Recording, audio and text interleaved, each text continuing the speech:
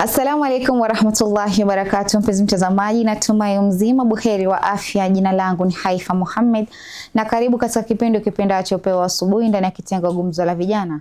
Alhamdulillah, siku ya leo ni siku nyingine njema yenye kheri na nuri ambao Allah ameweza kutufikisha. Naamini sio wote ambao wanaamka na afya. Kama Allah ameweza kuamsha na afya, basi sema alhamdulillah. Na inshallah, mpenzi mtazamaji, siku ya leo tupo naye kijana ambaye nadhani tutamuona mkakamavu, mchapakazi, ambaye aliweza kuwasilisha mada nzuri zaidi katika kipindi kilichopita kuhusiana na swala zima la vijana, na leo inshallah tupo naye, si mwingine bali anakuja kwa jina la Bolton, na naamini mmeweza kumfahamu zaidi, ingawa pia ataweza kutujuza zaidi ni yapi ambayo labda amekuwa akishughulikia lately kuhusiana na maendeleo ya jamii na youth vile wanavyoendelea, na pia katika mada yetu ya leo ambayo pia ni nzuri sana, tunataka kujua DCN tunaweza kuwa na ile teamwork. Mfano kwa katika organizations kuna ile labda mmepewa an assignment mfanye, mko kama timu moja, ni jinsi gani mtakaa kwa umoja ama mtakuwa na ule umoja kuhakikisha kwamba mnatimiza kitu fulani. Na inshallah tukielekea kwake tutaweza kufahamu mengi na mengi zaidi. Karibu sana Bolton. Asante sana. Habari ya asubuhi? Niko salama sana. Niamka salama na nafurahi kuwa hapa siku ya leo. Kabisa, mimi pia nakuona. Maisha yanapeleka vipi? Maisha niko sawa. Naweza sema siwezi complain. Life has been good and tunajaribu hapa na pale kama vijana kutafuta viti vya viongozi ili tulete mabadiliko katika Kenya yetu. Mashallah, that's nice, kwa sababu anakuambia kijana ndio kiongozi wa kesho. Unasema mnataka wazee wapumue kidogo. Wazee wapumzike, sisi vijana tuingie kazi. Tunayo nguvu, so tutachapa kazi. Naam. Tukiangalia mada yetu ya leo Bolton, tunataka kuangazia kuhusiana na teamwork. What is teamwork? Asanti sana kwa swali hilo, na kabla nilijibu, maybe kwa wale wananiona kwa siku ya kwanza, nitajiintroduce kidogo. Kwa majina ni Bolton Omondi Okeo. Mimi ni mwana saikolojia na napenda kazi za community. I also founded Rafiki and I'm a student at Kenyatta University final year. So kwa kujibu swali yako, what is collaboration? Nasema collaboration ni ile, kwa in simple terms, nitaka collaboration ile kufanya kazi kwa umoja, kwa pamoja. Ambapo tunaweza kuwa tunafanya kitu kimoja, but tunaweza iseparate in parts, so that tukiunganisha hizi parts tuko tumefanya a whole thing. Si lazima tukue, wajua tunakuanga na different perception of collaboration. Nitasema collaboration ni ile sisi wewe ushike hii pande. Also that is collaboration. But also collaboration can mean you come with this part, I come with this part, and someone else comes with another part, and then we put it all jointly to form one thing. So for me, those are the two kinds of collaboration. And what about teamwork? So teamwork, for a team, actually, tuanzie hapo kwa teamwork. Watu wanasemanga, we are a team, and then unapata in this team kuna pods. So pods ni wale ambao wamejitenga katika hii team, ambao hao ndio wanafanya kila kitu. So for me, teamwork is to have first some form of format, ama kukuwe na some form of arrangement within the team. So we have the head and also we have the members of the team. And the head si yeye anafanya kila kitu. Unajua ambapo as leaders sana sana tunapotenga katika teamwork. Unapata as a leader, I want to make sure that everything is working, but that's not teamwork. Teamwork is, for me as a leader, to have everyone having something they are contributing towards this team for this cause to work, or for something that we're working on to work. So teamwork is to have that form of collaboration unit within a group of people, and that's what we call a team. So for me that's teamwork. Kuwa na delegated duties ambazo tunafanya as a people ama as a group. Hiyo imenikumbusha mbali sana wakati tuko high school. When walimu walikuwa wakisema we want you to be in teams, mkuwe na discussion fulani. Unajua katika timu akosi vivo. Sasa unakuta ule team leader, ambao team leader ni nani ama group leader ni nani? Group leader ndio kama hivyo, utakuta mwingine ameenda kufanya kazi yote, team fulani ishafanywa already, submission imefanyika. So unakuta kuna ile kwamba mtu mmoja ameachiwa ile kitu. So how does this occur mpaka ifikie pahali ya kwamba huyu unakuta yule leader, yes you are a team, yule leader ameamua like okay, let me do this, kwa sababu anajua timu yake tabia zake. So umeiweka kwa njia vizuri, and you've given a good example of in school. So having a team leader ama group leader and then tunafanya this thing as a team. But most of the time unapata it's the leader who does everything venye umeisema. So how I look at it, I see a good leader as not being the most brilliant ama the smartest in the room, because the smart people initially ama naturally they are always right. Anataka kufanya kitu ili kwa njia ambayo yeye anaona inayofaa, and not how the team looks at it. So and itakuwa rahisi ukiwa na team leader kama huyo, itakuwa rahisi watu kujitenga na kumwachia, because as a people tunapenda kurelax. Ukipata mtu mwenye atachukua mzigo yote achukue the whole baggage and then you all relax, you'll do that. So a good leader ama a good team leader for me is someone who knows how to engage everyone. So that someone that knows how to delegate duties and do follow-up. That's a good leader for me. Doesn't have to be the smartest, doesn't have to be the most brilliant person in the room, but someone who knows how to engage everyone and keep everyone accountable, so that atafanya follow-up, make sure kama nilikwambia ufanye hivi, make sure that umeifanya. And that's how we do. We get good leaders. And in the community spaces where I work a lot of the time, utapata you have a good initiative, but the community does not align with the initiative. So you have not taken the community as part of your team. So unakuja na a good initiative alafu unapata community inaikataa because you've not engaged them ama haujawahusika, like hujawaeka katika kama wahusika katika kuderive hii solution. So they tend of wamekuachia.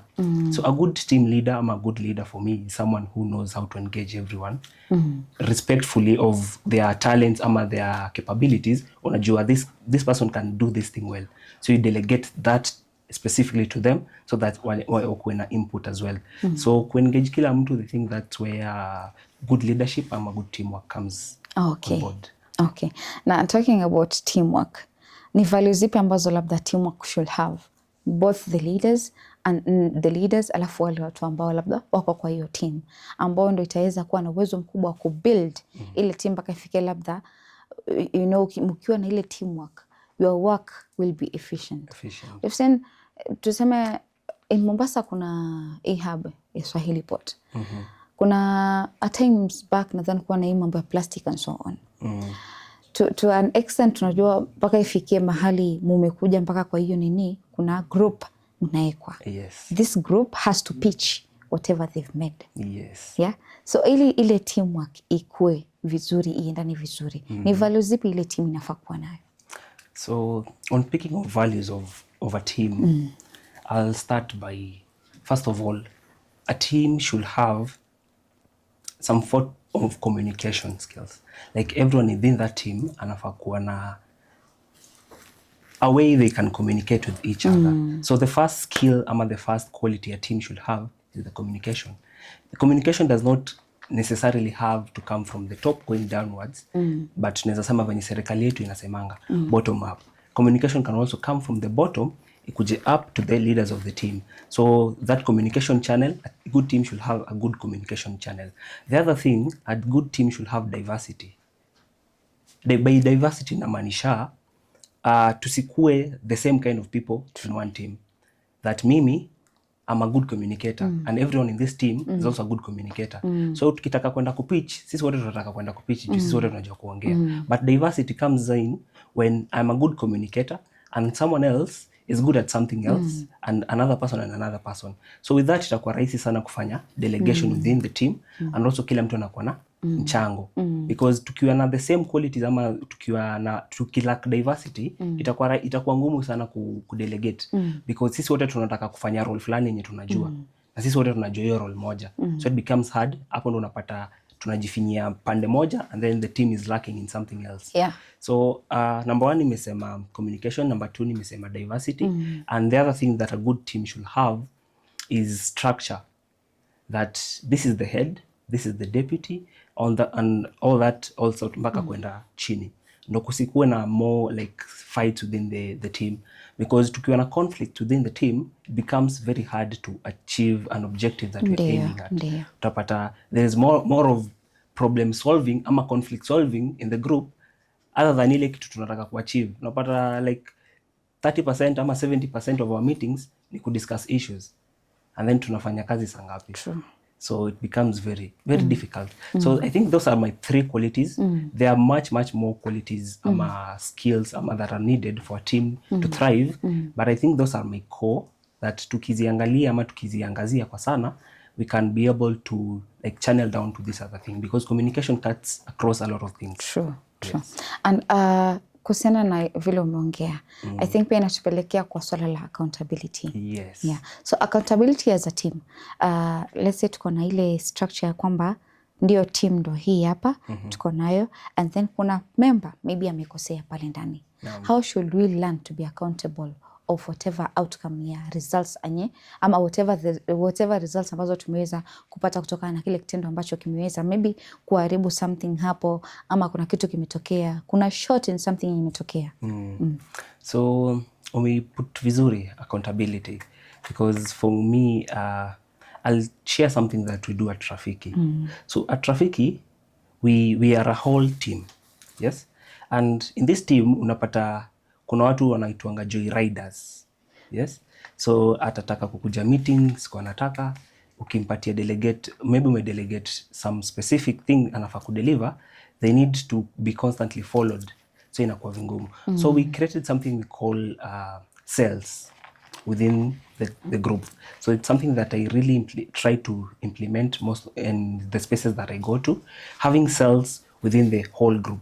So kuna kuwa na structure of the whole group ama the whole team, enye kuna the chairperson and all that, and then the cells inakuja where we get now small teams from this big team.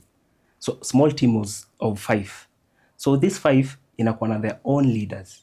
So these leaders, these small leaders within these cells, these team cells, au wanatusaidia na ku hold everyone accountable. So it becomes easy because now these team leaders report to the whole team leader. You get? So hawa wadogo ama wenye members wa hizi cells, they report to the team leader.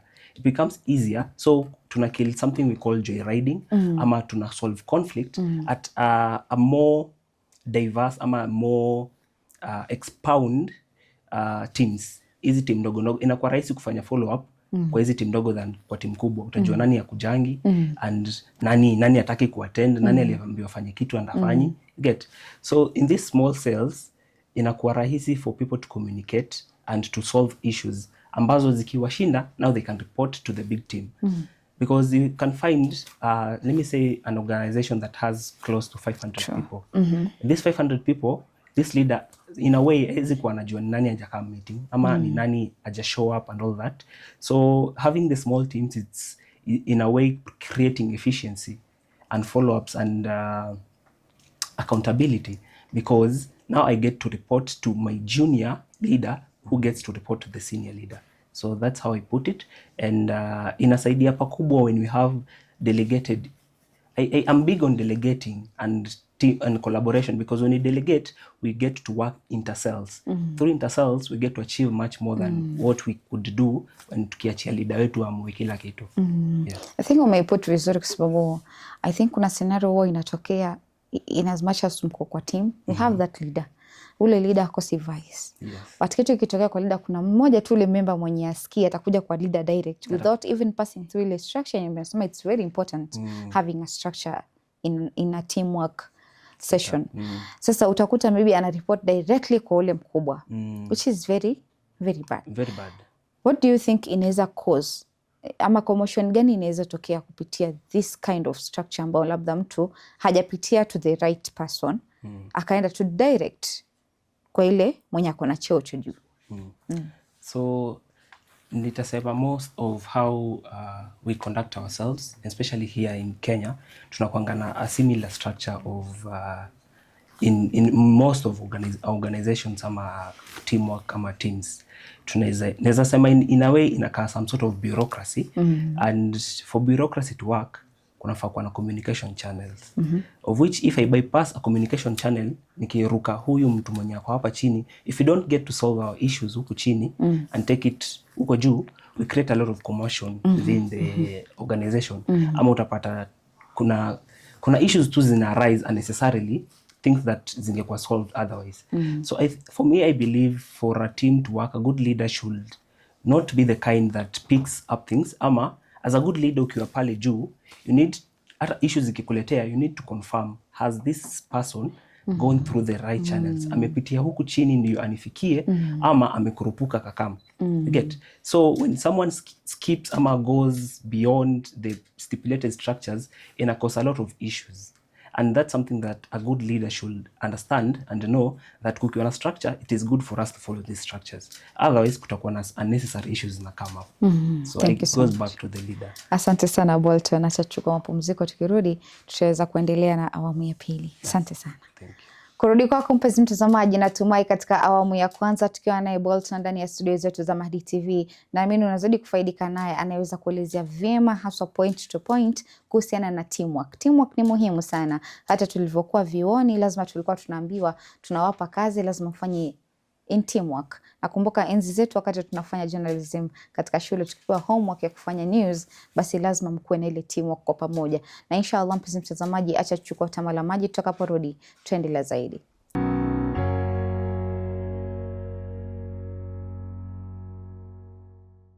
Assalamu alaikum warahmatullahi wabarakatuh. Mpenzi mtazamaji, karibu tena katika awamu ya pili ya kipindi kipendacho Pewa Asubuhi ndani ya kitengo Gumzo la Vijana.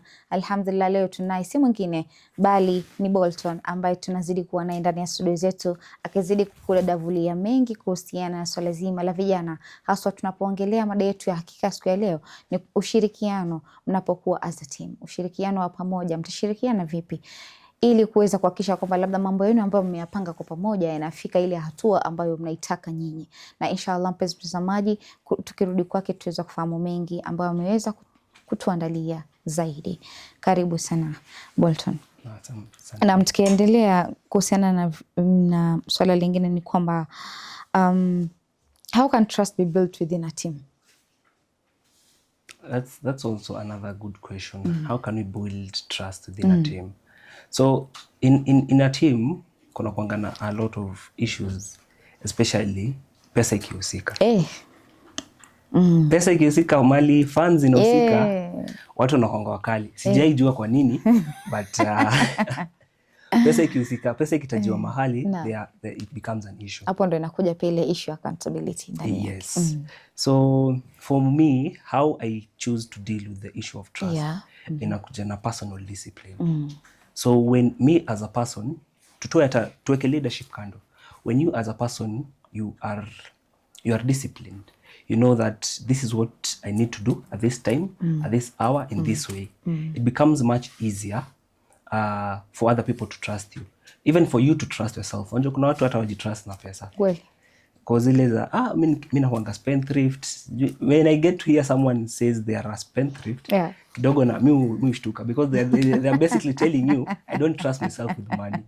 No. Yeah. So kukiwa na that personal discipline, it helps you first of all trust yourself with being accountable and being consistent. So when you are disciplined and ukiwa na that consistency, wanasemanga consistency builds trust. So the first step is for you to have that kind of a discipline, na kuwa consistent with it, and then you are able to trust yourself before other people get to trust you. So the other aspect I'll say, apart from being disciplined, is for you as a person, ama within a group, kukuwe na some sort of accountability, so that when you wanna handle logistics, they get to account for every coin.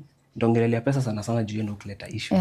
So watu kwa logistics were able to account for every coin that was raised and used, and maybe watu add receipts. So kukuwa na that consistency that this is how we do things and how we follow up. This is what ilikuwa spent na heavy. Kwa sababu ukiangalia in any company pia. In any company. Yule mwenye anashughulika na pesa lazima tu akuwe accountable. Yes. Kama ni kitu imenunuliwa, ni viti vimenunuliwa kwa ofisi, lazima ile ikuwe noted down. True. Kwa sababu at the end of the day management has to know hii pesa imeenda vipi, imetumika vipi. True. Na watu wanatafuta pesa. Kila mtu kuna aina yake anatafuta pesa. Yeah. So wanaangalia ni jinsi gani hii pesa imekuwa utilized. Yes. That's what happens with sponsors, I think pia. When they are sponsoring an organization, they need to see hii kitu imetumika vipi. How many youth have benefited from it. Lazima namba iangaliwe, au wamefika na watu namba ngapi? Je, ni watu gani wamefaidi na opportunity? Let's give for example the KCB Foundation ambao huwa wanatoa concerning that. Huwa wana educate the youth. Si ndio? And on the form of educating the youth, lazima yule mwenye labda wamekuwa behind that, sababu I'm very sure ni watu wengi ambao wanaweka efforts pale. Inaangaliwa huyu mtu amefika sehemu gani. Wengine ufuatilia progress ya huyu mtu amefika mahali fulani, labda amepata kazi mahali fulani, so they know we have achieved something. I think pia inakuja na hiyo issue ya accountability, na it built a lot of trust ya kwamba okay, mimi nimetrust kupea rafiki organization hii fund. The next year nimekuja, I need to see changes. You need to see changes. Yeah, because watu wanatakanga sana. The follow up is usually very key to determine trust actually. Because when doing follow up ndio unakuja ku determine this was the objective that we wanted to achieve and this is what we have achieved. Zikilingana, then I'm able to trust you because now I see okay, now you use the resources that I gave you in a wise manner, I mean in a wise way. So inakuanga mzuri sana. And also to speak outside money, kuna kuanga na something of resources. Like when we delegate issues, kukiwa na some sort of fairness when we are conducting ourselves within a group and within an organization, and build a lot of trust. Because kukiwa na unfairness, like when you delegate your issues that are so much ama task that I need to do for a longer period, and maybe umepatia mtu mwingine something that is moderately ama small in quantity, it inaleta conflict. So when you avoid conflict by being fair, it also builds some form of trust within organizations as well. Vizuri sana. And do you think teamwork is more effective than individual effort?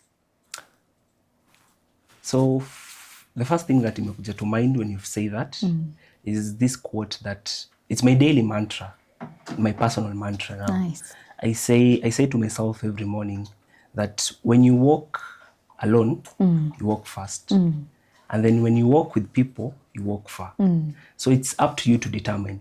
Ni kama seme, I'll give an example of racing.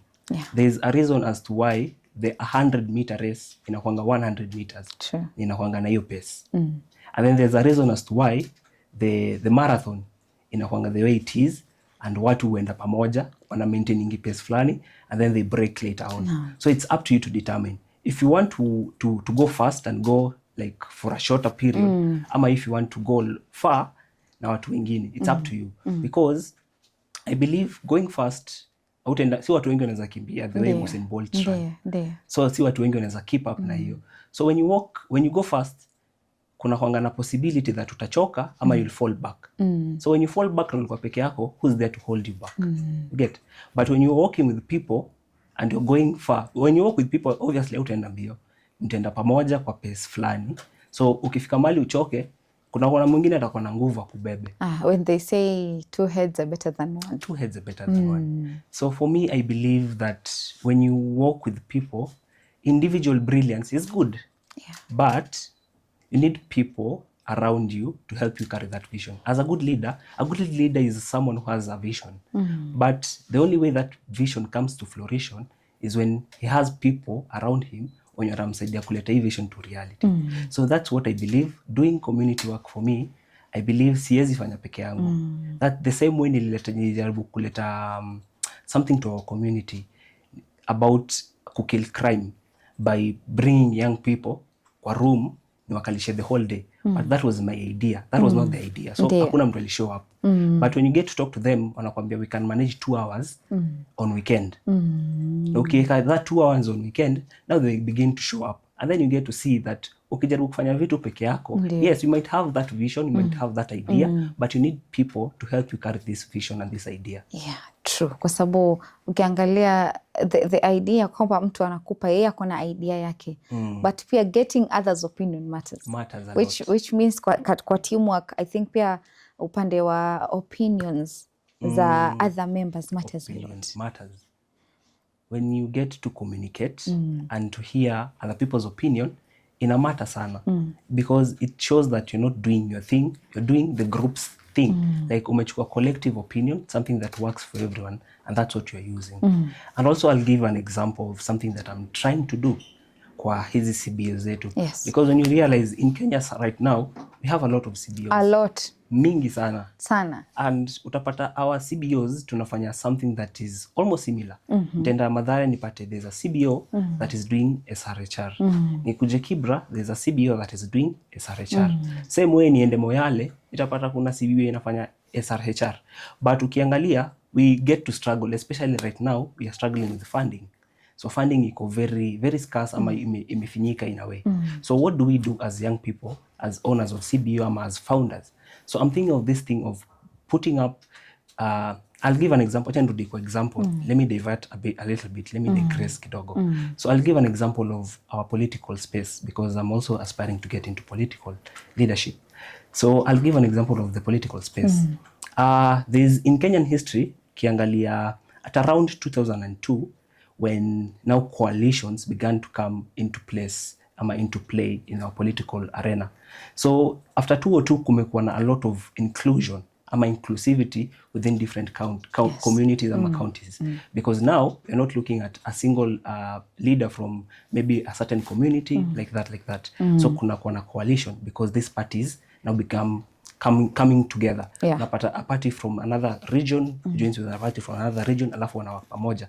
So what this does for us as people inamaanisha when development comes, now it's not one community being developed, coalition ina join watu. So it's the same thing that I want to do with our CBOs. So kama kuna CBO inafanya SRHR, why don't we come together and then tulete hii outreach to one place, tuende Mathare. When we go to Mathare, to make sure that our impact has been felt and that the community has changed, and then we go to another location and another location as a coalition of CBOs. I think that's something that tukitry, because tukona limited funding. True. So tutumie hizi funding zetu kidogo kidogo kuleta a big impact to one place and then to transfer to another place like that. I think it's something that would work for us. So I think hiyo ndo kitu mimi najaribu kufanya, and sijui kama iko possible because I've seen it working with our political parties. Na work na politicians is the hardest thing. True. So if it has worked for them, why can't it work for us? It will work, but it also depends with the leaders that are in charge of the organizations. Because ukiangalia if a leader ako proud na organization yake, akiona maybe huyu kuna mahali hajafika, if he is a good leader, atatry to make sure kwamba tunainuana as CBOs. CBOs coming together, not meaning that you need a one leader, but you leaders are coming together with different ideas. True. When you join your ideas together, zinaeka kitu ina form kitu kikubwa sana. True. Because idea ya huyu ikifika na idea ya huyu ikifika, hiyo ni kitu tofauti. Na vile umesema diversity, hapo ndo pia diversity itaingia. Huyu leader akikuja anakuwa mimi niko na vision hii. Tuenda kufanya hivi ikafika. Huyu naye amekuja na yake. So coming together wanaona okay, tukicombine hizi kuna kitu itajaa kwa hii bakuli. True. And we will be able to feed everyone. It's the idea of creating a potluck venye umeisema. Tukileta tu our different capabilities, our different resources into one bucket. Because I'm a firm believer, there is no reason as to why I should own a half-baked cake. True. And tunaweza share a properly baked cake na nipate slice. Hii slice nitakula, a half-baked cake siwezi kula. So there's no joy, there's no fun in owning something that niseme that our CBO si ndo tulifanya hiki kitu. And hiki kitu maybe ikuleta impact. So where is the joy of owning something that maybe does not work properly? So why don't we just come together and then to own it? Because individual brilliance is good, and kuna watu wamego mbali na talent. And as I say, talent can only earn you a trophy. True. But a team can earn you a championship. True. Huwezi cheza game of, huwezi kucheza Champions League as one person. True. You need that team in order to get that cup. Ndio maana kukakuwa na Arsenal, kukakuwa na Manchester United na Chelsea wakipigana hapa na pale kuhakikisha kwamba lazima it's a team working together. Yeah. Though watu wanaona vituko kwa mpira, unakuta mwingine analaumiwa, especially kukuja kwa hawa commentators wa mpira. Obviously watakwambia like fulani mchezaji fulani bwana hakupeana ule mpira. Bwana kupeana mpira. That shows yani kulikuwa kunafaa kuwa na teamwork mahali na ingekuwa imefika mahali fulani. Asante sana. And another thing is, what role does empathy play in working with others? Empathy is a key role. I had to learn this the hard way. So I'm a person, I used to believe on, I used to be big on individual brilliance, that neza fanya hii kitu. And when you work like that, unajipata unakosoa watu sana. Instead of working towards a goal, unaona maybe you've seen it, this is what I want to do. And then instead of doing it, uko pale unaanza kuona makosa ya huyu, makosa ya huyu, why are they doing things wrong? Haujeki kwa miguu yake ama kwa viatu vyake. Because unajiona tu like you can do this alone. Because you feel like hata naweza watoa mimi nifanye hiki kitu peke yangu. So empathy comes into play, and it's a very crucial role because you need to fit under people's shoe. You need to be in their position and to try and look at things from their islands. So empathy is important. One, because as a leader, you now get to understand strengths and weaknesses of your teammates.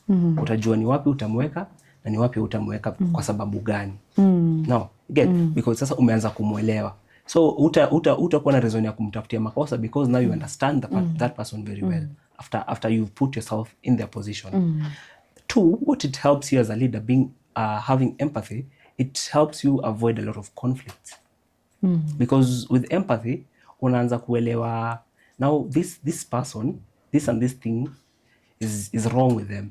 Unapata someone was very efficient and very outgoing kwa teamwork, and all of a sudden aleti that kind of energy anymore. So as a good leader, you need to like go back, dig deeper, uelewe why has this person changed, ama why are things not the way they used to be.